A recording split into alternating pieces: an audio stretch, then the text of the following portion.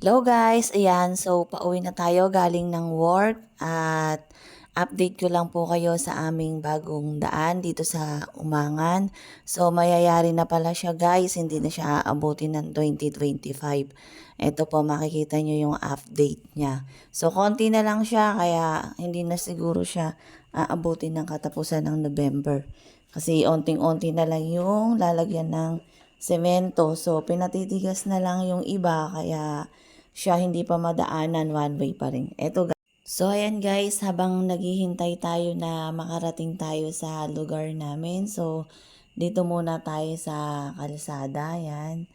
At buti na lang guys, walang traffic ngayon kasi laging traffic dito sa amin na to. Palagi siyang punong-puno ng sasakyan. Kasi sa ginagawa yung daan, siguro yari nang gawin yung iba. Kaya ayan, so ayan guys, habang naghihintay ng tayo. Buti nga pala guys, hindi siya umulan ngayon. Dati kasi pag tuwing umuwi kami, umuulan siya kaya naka-tricycle kami palagi. Minsan naman napag-aabutan kami ng naka-single kami sa daan. Kaya so pag uwi namin basa kami ni Sablay. Kaya ayun guys, na nakaramdam tayo ng hindi maganda at tayo'y nilagnat ng isang araw lang. So, sana hindi na po siya umulan. Sana wala ng bagyo. Dalas po ng bagyo ngayon dito sa atin, sa Pinas. So, ayan na nga. Maganda yung kanilang mga pailaw ngayon. Kasi mag-Christmas na. So, wala akong pambili yan guys. Kaya saka next time na lang yan. Yan, malapit na tayo dito sa aming kanto. Makikita nyo na yung update ng ating daan. Yan guys. So, eto na tayo. Eto na yung bukod natin. Yan. So, ayan. Kung nakita nyo guys, meron pang konti doon. Hindi pa nila naipantay. So, eto na. Yung daan natin.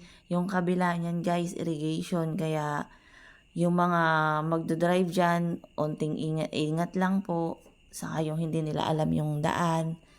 Yan guys. May nahulog na po kasi dyan. Malalim pa yung tubig.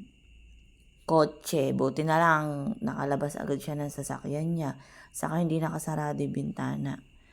So, ayan guys. So, mahaba na rin siya. Mayayari na talaga siya. Konting-konti na lang. Yan. At saka maliwanag na rin dito. At saka may bantay tayo guys. May barangay tanod para, ayan na lang guys yung kalahati. Doon kami dumadaan sa may tabi ng irrigation. Kasi bawal bawal pa kaming sumalubong. For one way pa lang kasi yung daan na to. So ayan guys, oh. Ayan yung kanina. Yan, konting-konti na lang, ayan oh. O yan, tingnan mo sa kanila, Christmas na. Eto na, oh. Ayan na guys, yun na lang talaga. Kaya so bago mag-December, yari na yan, patadaanan na nila yan guys. Tapos, eto naman guys, yung tunnel, yan yung shortcut na ginagawa nila ngayon. So, hindi pa siya mayari-yari. At napakahaba-haba pa ng kanilang gagawin na yan. Yan, iselect yata yung shortcut niyan guys. So, ayan, Christmas na rito sa gilid. Ayan, napakadilim po sa amin. So, buti na lang kahit papano, nalagyan kami ng konting ilaw kahit malayo-layo yung pagitan nila. Maganda rin po yan. So, ayan guys, hanggang dito may irrigation sa amin.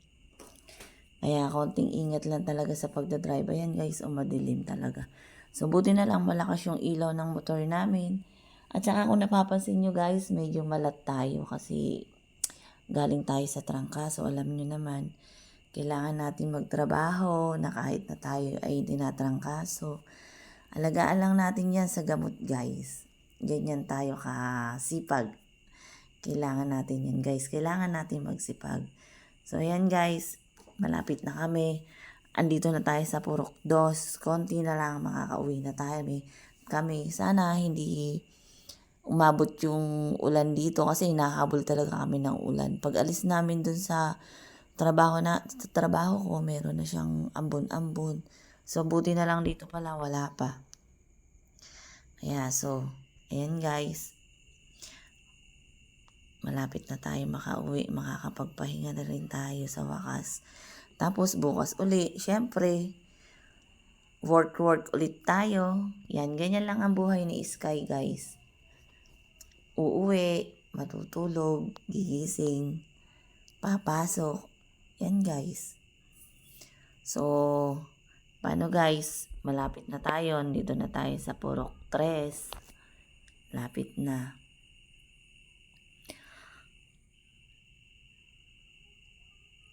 Ayan guys. O, di ba? Sobrang dilim sa amin. Buti malakas ang ilaw ng motor. Pag nakasingle naman kami, talagang as in mangangapa yung driver. Sobrang dilim talaga guys.